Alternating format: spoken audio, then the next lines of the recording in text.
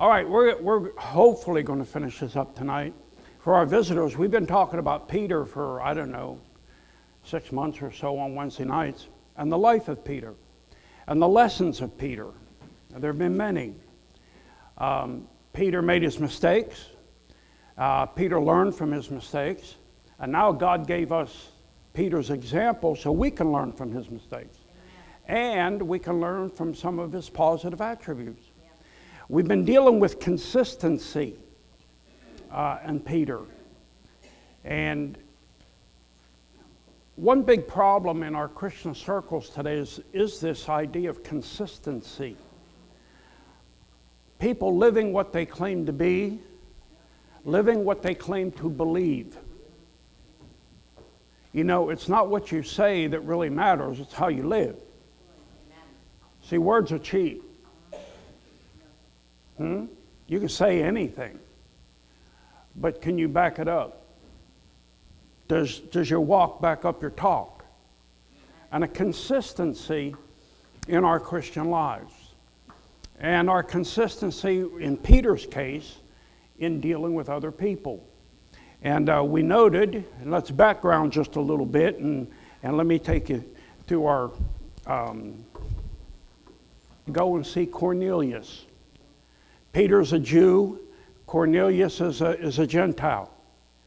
Peter wouldn't have anything to do with the Gentiles because he was a Jew, and that's how they lived. But God showed him that vision of the big sheet coming down and all the things in it. And Peter learned that God is no respecter of persons. And that's a good thing for us to learn. Listen, we're all kind of equal in God's eyes, and that he loves us all. And he doesn't love one bunch better than the other. He loves us all. He's not a respecter of persons. And Peter had to learn that. And sometimes we have to learn that. You say, oh, well, we're Christians. Yeah, well, sometimes there's some people that we don't really have a respect for, so to speak. Think about this. Sometimes there's people that we think don't deserve to be saved. That's how Jonah felt about the Ninevites. They don't deserve to be saved. They're wicked, they're vicious, they're this, they're that. But you know, when he went to Nineveh, God saved them. And the fact is this, we've got to remember we're all sinners, and we talked about that. But then we saw this. He went back to Jerusalem, over there in Acts 12, I believe it is, and the leaders in Jerusalem took him to task. Why? You went and ate with the Gentiles. And Peter had to explain to them what God had shown him and how God says we're no respecter of persons, that he loves everybody. He loves the Gentiles. He wants to save the Gentiles. And I saw what he did in the lives of the Gentiles, same as he did in our lives. So Peter explains all that to him. Then we saw how he was contrary. And that brings us over to Galatians chapter 2. In chapter 2, says, verse 10, well, back up to verse 8.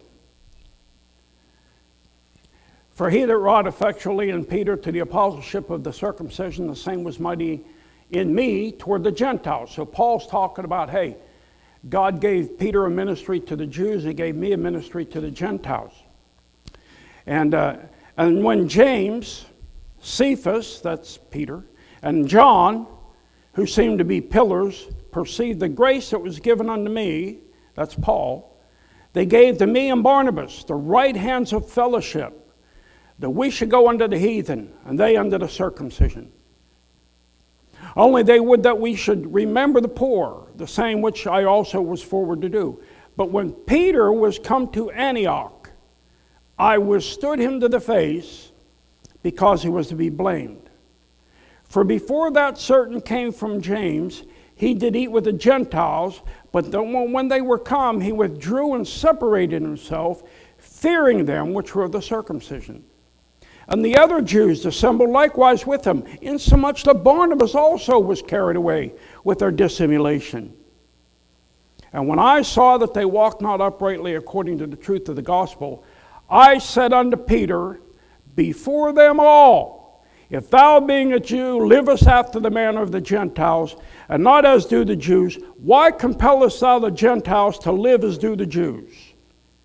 We who are Jews by nature are not sinners of the Gentiles, knowing that a man is not justified by the works of the law, but by the faith of Jesus Christ.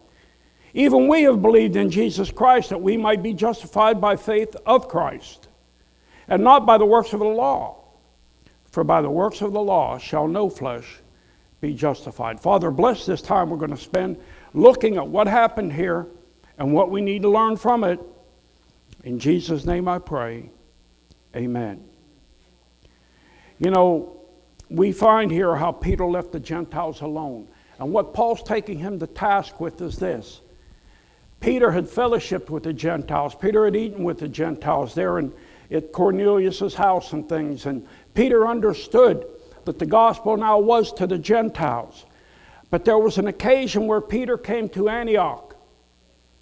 And when he was in Jerusalem, apparently they were eating, and he would not eat with the Gentiles. He would only eat with the Jews, and he separated himself. And, it reminds me of reading about Joseph over in Genesis, how when his brothers came the first time, and the second time, he had a meal prepared for them. And it says that he wouldn't eat with his brothers because the Egyptians would not eat with Jews. They didn't value them to be on the same level. Well, Peter had that problem here. He refused then, when he was with a bunch of Jews, to eat with the Gentiles like he normally would. And we talked last week about this was peer pressure. He bowed to the peer pressure of not wanting to be unpopular, not wanting to do something that people might not agree with. But he was going against God and trying to satisfy men. And the Bible says we're not to fear what man can do to me. We fear God. So, and then he led the Jews astray. Not only did Peter go astray, but he led Barnabas and some of the others astray as well. And you know, I want to jump into this right there with this idea, is that people are always watching us, and we influence people. I can't remember how much time I spent on this last time, but you know, no matter who we are or what we are, inevitably, some people are going to watch us and some people are going to follow us. If you're a parent here, boy, you better be on your toes all the time. Because those little lives you're molding and shaping, they're going to follow you. And hopefully, they're going to follow you to the good. Yeah?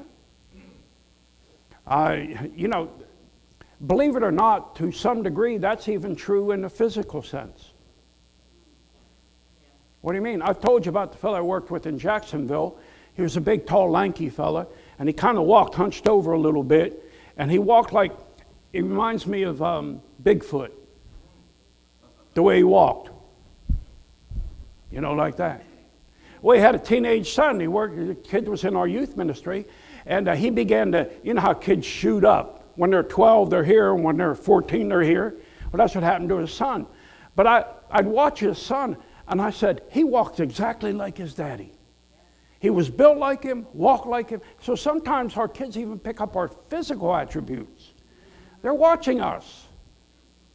By the way, other Christians watch you. What kind of example you set for them? See, too many Christians have this idea, I am my own judge, I am my own decider of right and wrong, etc., etc. Doesn't matter what I do as long as I don't hurt anybody. Listen, you're setting an example.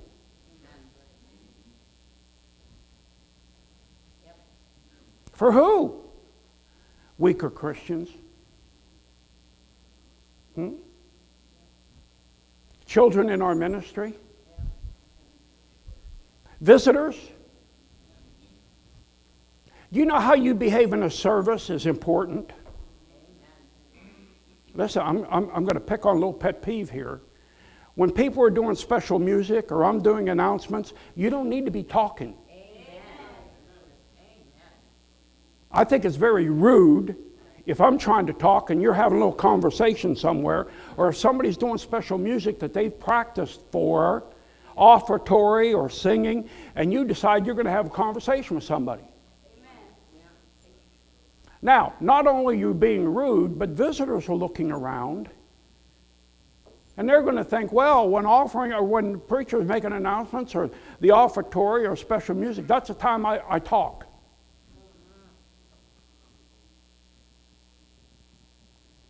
How about your children? By the way, parents, what do you do with your phone when you're here? Your kids are watching you? So it must be okay to have your phone on when you're in church and be talking to people. And visitors, hey, let me tell you something. I hear from visitors oftentimes about, somebody in church had their phone on today and they were really a nuisance.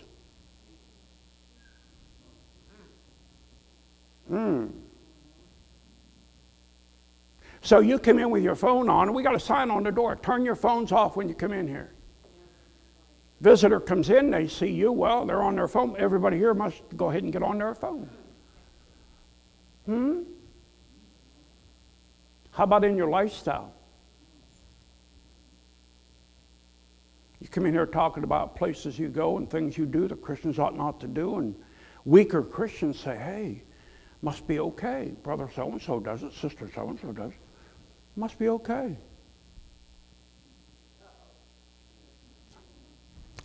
It's real quiet tonight.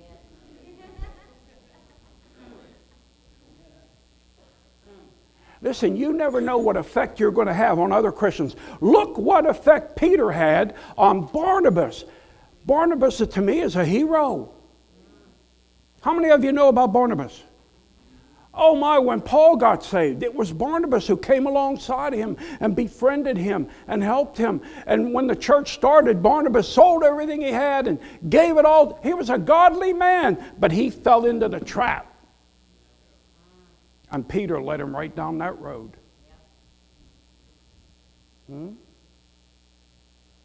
How about this one? You get around some weaker Christian or younger Christian and, well, I know a preacher, he gets on tobacco and he gets on liquor. He gets on women dressing like men and he gets on all these issues, and you don't need to regard that. Really? Did God call you to pastor the church? Is that it? You trying to help that person grow? This actually happened here. We had a lady visiting with us. She went out after church. One of our ladies went up to her and said, don't worry about this thing about wearing slacks, on women. That preacher just gets on that hobby horse. Listen, friend, it's not a hobby horse. It's a biblical conviction. The women ought to look like women. Men ought to look like men. And don't you ever apologize for my preaching.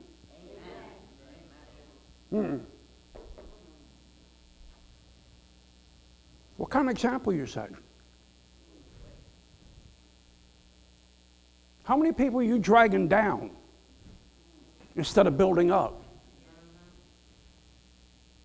Well, I have a right to do this. It's my body. It's my life. Rah, rah, rah, rah. Really? My Bible says you shouldn't do anything that will offend a weaker brother.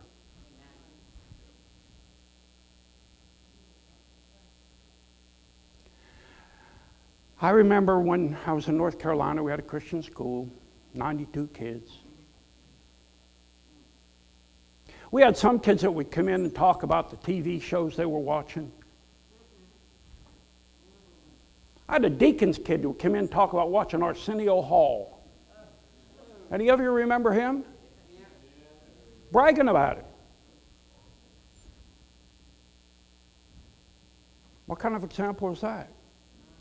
Deacon's kid. Telling all these other kids about watching it. What's that going to do? Drag them down. Yeah. Listen, we're responsible. You know, some of you think you're Cain. Am I my brother's keeper? Yes, you are. You're responsible. Responsible before God. Not for what people do, but how you influence people.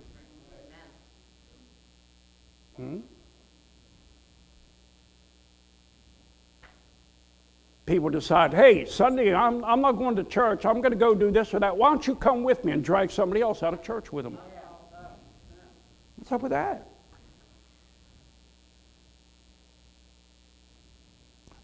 Well, I better finish this up. I ain't going to have a church left. Listen, I'm just telling you the truth. You know, Paul said to the Galatians here, he said, do you hate me because I tell you the truth? You know, these contemporary style churches where they don't have standards or... Let me just share this with you. Fred was there. He heard the conversation. I was talking to Brother D the other night. Now, Brother D's a pretty hard preacher. He is. He takes a stand. And he went to preach for a fellow he had preached for several times before who believed like we believed. And he preached. He said, Brother Artie said, I didn't know what was going on after the service. The guy wouldn't even talk to me. Just walked away. Didn't ask if I wanted to go to something to eat or fellowship. He said, so I went to the motel room.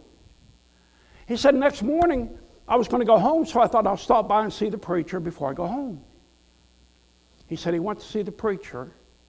He said, hey, brother, I just thought I'd stop by and talk with you a little bit before I went home. And he said, I don't want to talk to you. He said, what? I don't want to talk to you. He said, he called his name. He said, we've been friends for what I do. What? Oh, that message you preached last night. Oh, that message. It was mean-spirited. It was this and that and the next thing. No, he was just preaching the truth. Amen. See, these contemporary churches don't want to hear it. He was upset because somebody told his people the truth. That you need to be separated. You need to get sin out of your life. You don't just live any way you want to. You don't come in here and bebop for Jesus. No. Well, Barnabas got pulled into this. You know, we sometimes ask why good people are doing the wrong thing. And what we're looking here tonight shows us that oftentimes good people are doing the wrong thing because they're following other good people who are doing the wrong thing.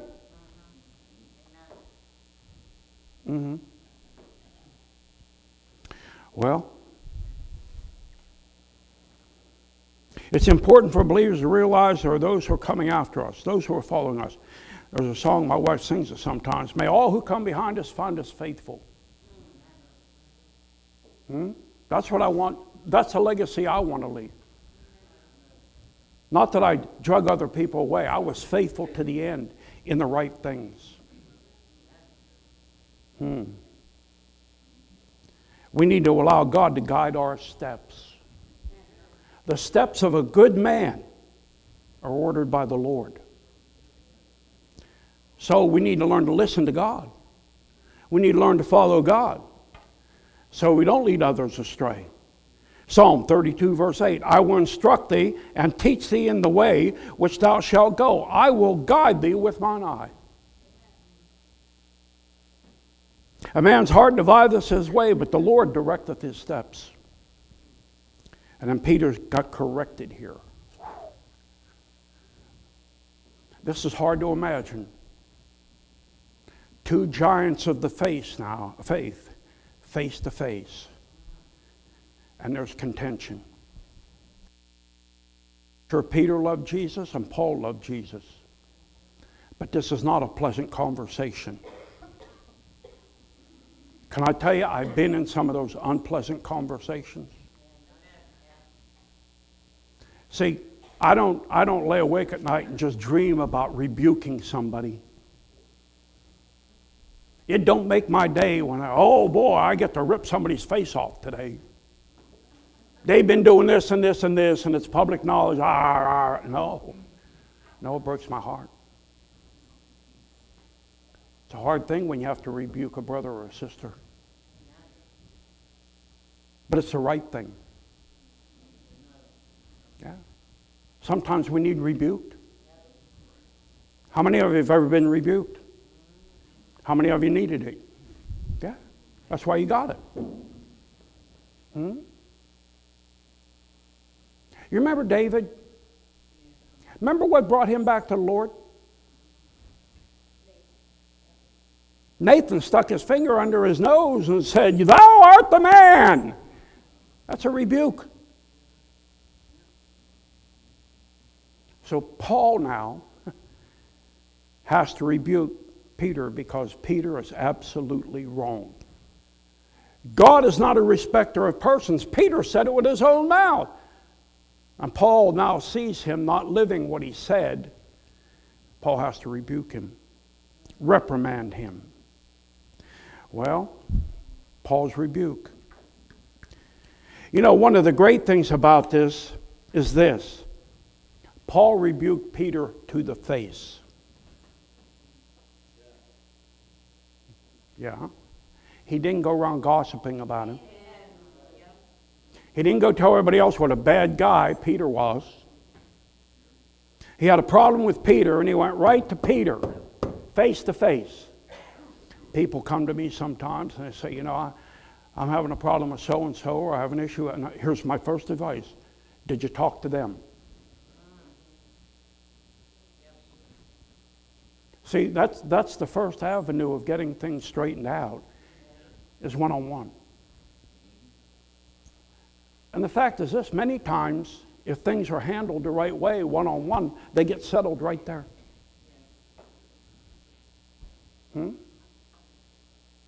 How many times has somebody been offended at something and you know, so-and-so did this, they offended me, blah, blah, blah. I say, go see them. And when they come together, they find the offending party never meant to offend them.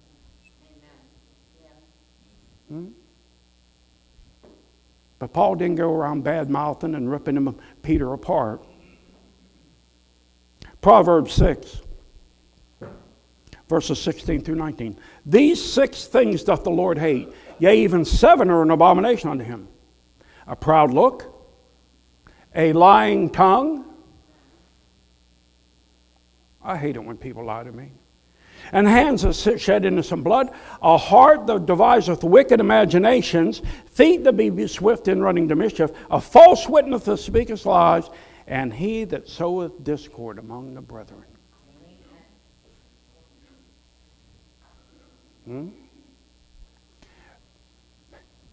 Back when how many remember when your telephone hung on the wall or sat on a table?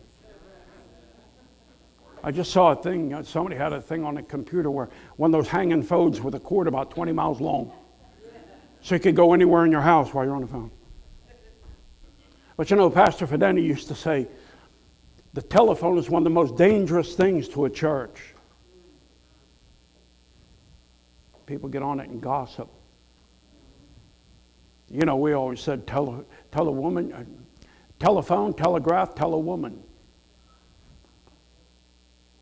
Listen, we're not supposed to talk to other people about the issues. We're supposed to go to the person we have the issue with. One-on-one. And that's what Paul did. Ephesians 4:29. Let no corrupt communication proceed out of your mouth, but that which is good to the use of edifying, that it may minister grace unto the hearers. Titus 3:2. Speak evil of no man, to be no brawlers, but gentle, showing all meekness unto all men. James 3. For in many things we offend all. If any man offend not in word, the same is a perfect man, and able also to bridle the whole body. The tongue, if you can control your tongue, you're a mature person. That's what he's saying. Behold, we put bits in the horses' mouths, that they may obey us, and we turn about their whole body. Any horse riders in here? You a horse rider? You control that horse with that, don't you? That big 1,000-pound creature, all muscle, and you make him do what you want, that little bit in his mouth.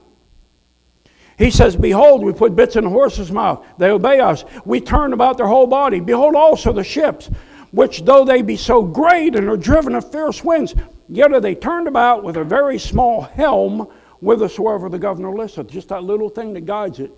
Great big ship.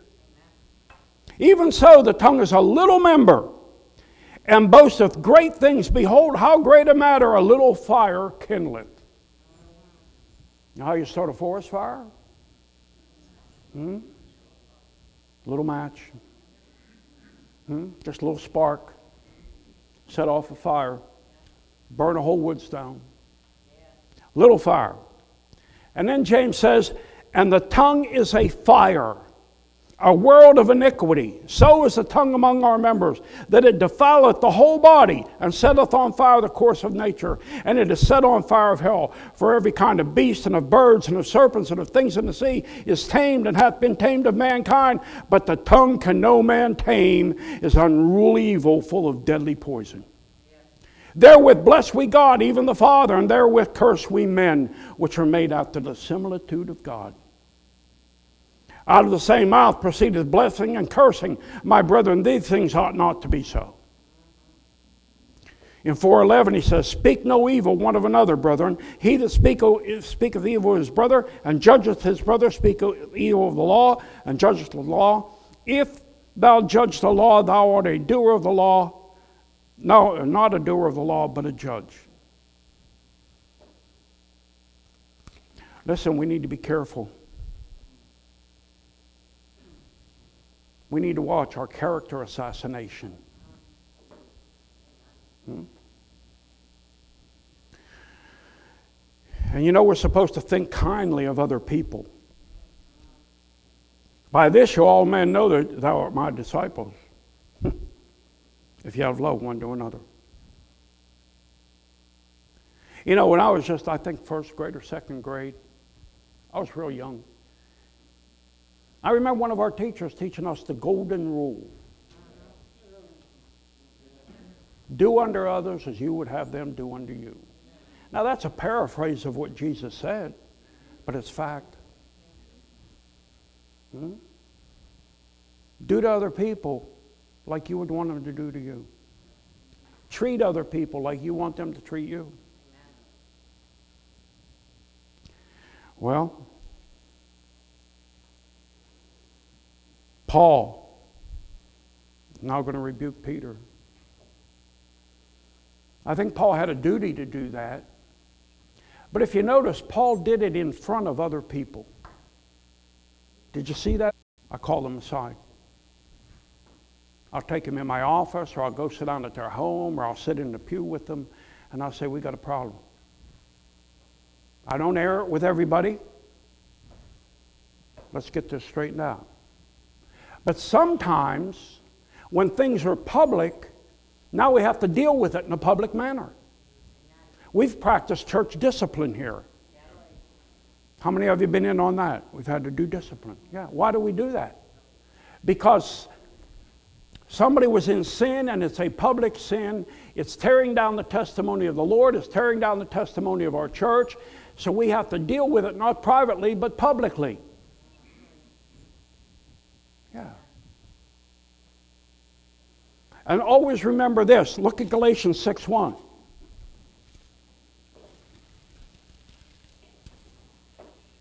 The ultimate goal, anytime we rebuke somebody and deal with issues, is this. Brethren, if a man be overtaken in a fault, we shall restore such a one in the spirit of meekness, considering thyself, lest thou also be tempted. Our goal is always to restore. Restore. Not to hurt people. Not to just publicly embarrass people. But ultimately to get them back where they need to be. If it takes a public rebuke, okay, that's what we do. By the way, Jesus gave another way of dealing with issues. As he says, first you go one-on-one. in Matthew 18, I believe it is, or 19, 18, I guess it is. First you go one-on-one, talk to the person. He says if they won't hear you, in other words, you go talk to them and they won't listen, they won't reason with you. I've had that happen. Okay, now what do I do?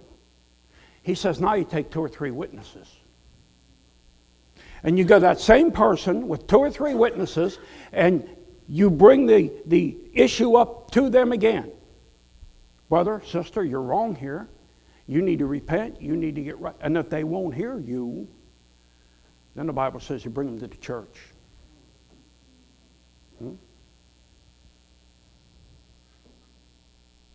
What's the point?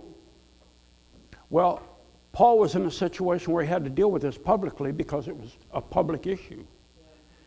All these people would watch what Peter was doing. So now Paul, let's put it this way. It was committed in public, so Paul's got to straighten it out in public. And so he deals with Peter. And he used it as what we might call a teaching moment. He didn't just talk to Peter, but while he's doing this, he's also talking to everybody there that's hearing this conversation. There were others that were led astray, so they too need to hear what's going on. Sometimes correction has to be public. Timothy, Paul writes in Timothy, 1 Timothy 5, them that sin rebuke before all, that others also may fear. You know, there's a lot of churches, probably most churches today, do not do church discipline.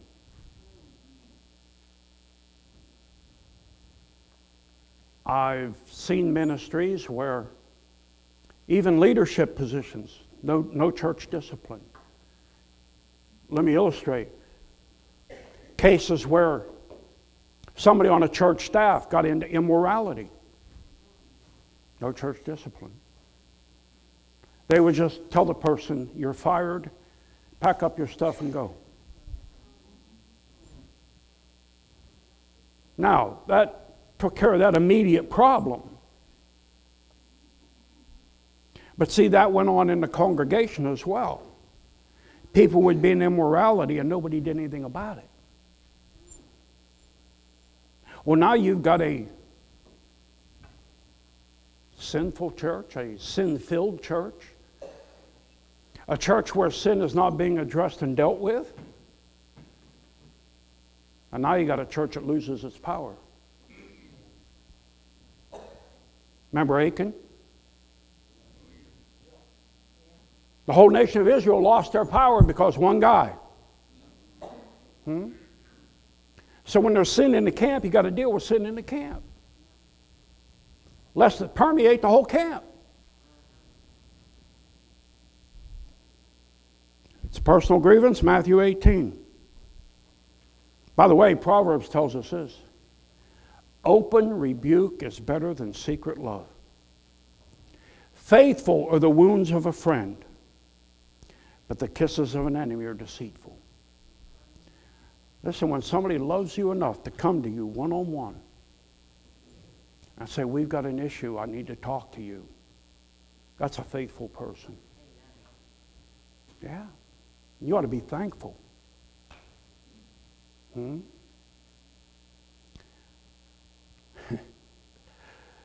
know, if you had BO, you'd want somebody to tell you.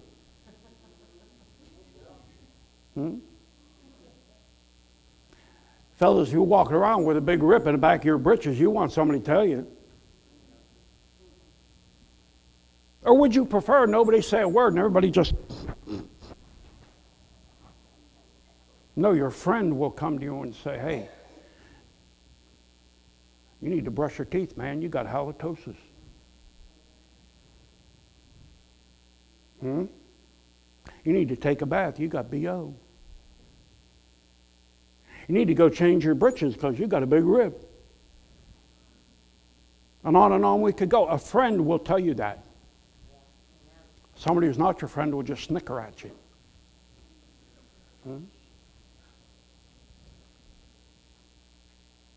And then Peter's response here, verse 14.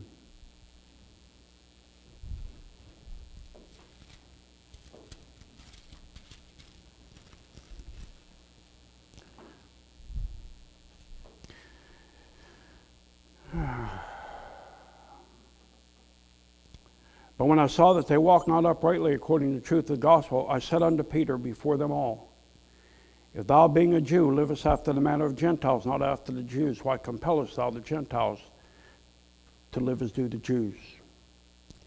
You say, well, how is that his response? Well, you know, from this point on, in the book of Acts, chapter 12, I think the only time we hear about Peter again is in chapter 15 about this issue. From this point on, we don't hear much about Peter. But you know, as we read the Bible, we learn that from this point on, Peter went and did a great work for the Lord.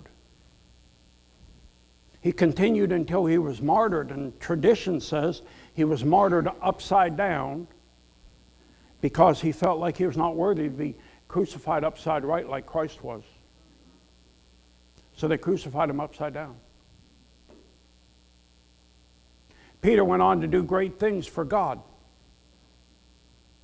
That shows us that, quite obviously, he took this rebuke in the right spirit. He didn't get mad at Paul, so I'm never speaking to you again. No, we don't say any of that in here. He didn't get his little clique together and say, hey, Paul's over here. You come with me and be my bunch. Oh, I've seen Christians do that. Huh? That old preacher Gilmore, he's just mean. Let's go start our own church. Oh, that wouldn't happen. Oh, I could give you names.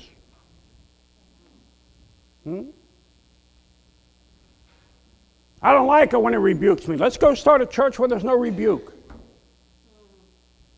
Let's call it the church of everybody's happy.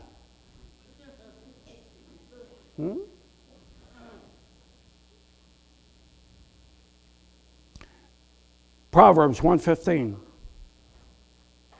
A wise man will hear and will increase learning, and a man of understanding shall attain unto wise counsel. Proverbs 9:8. Reprove not a scorner lest he hate thee. Rebuke a wise man and he will love thee. You get the idea of that verse? See, if a person don't take rebuke the right way, then they're not going to love you. If a person will take rebuke the right way, they are going to love you. Proverbs 12:1. Whoso loveth instruction loveth knowledge, but he that hateth reproof is brutish. Correction is grievous unto him that forsaketh the way, and he that hateth reproof shall die. A scorner loveth not one that reproveth him, neither will he go unto the wise. Scorner won't go to the wise. I have people that will not come to the pastor for counseling. You know why? They already know what I'm going to say and I don't want to hear it. They don't want wisdom. They want to come somebody who will agree with them. That's why they come to you.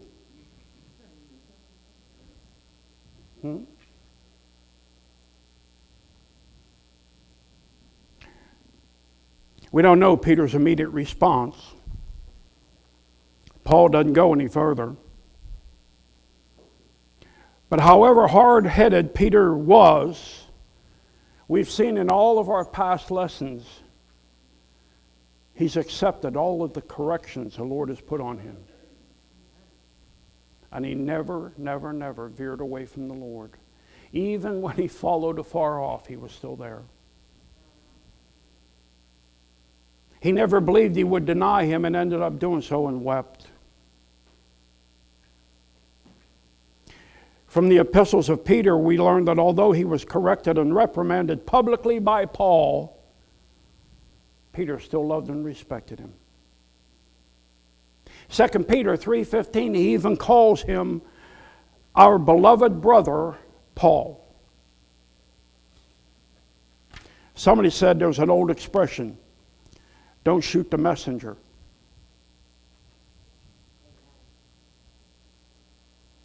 Your mailman brings you bills, you shoot him.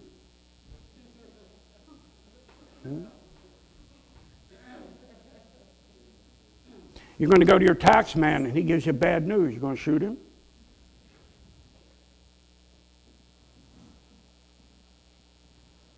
When a preacher tells you the truth and you don't like it, you're going to shoot him?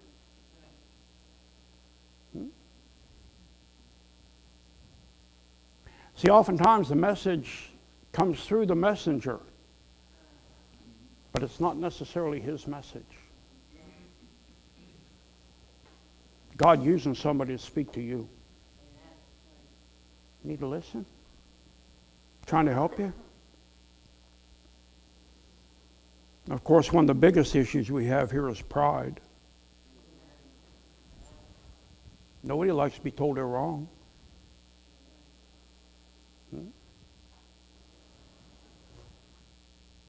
I don't remember a circumstance, might have happened, but I don't ever remember rebuking somebody and all, and in that instant, they'll come and thank and praise me for rebuking them. Now, they may come back later when they think about it. But the immediate reaction when somebody's rebuked is defense. That's natural.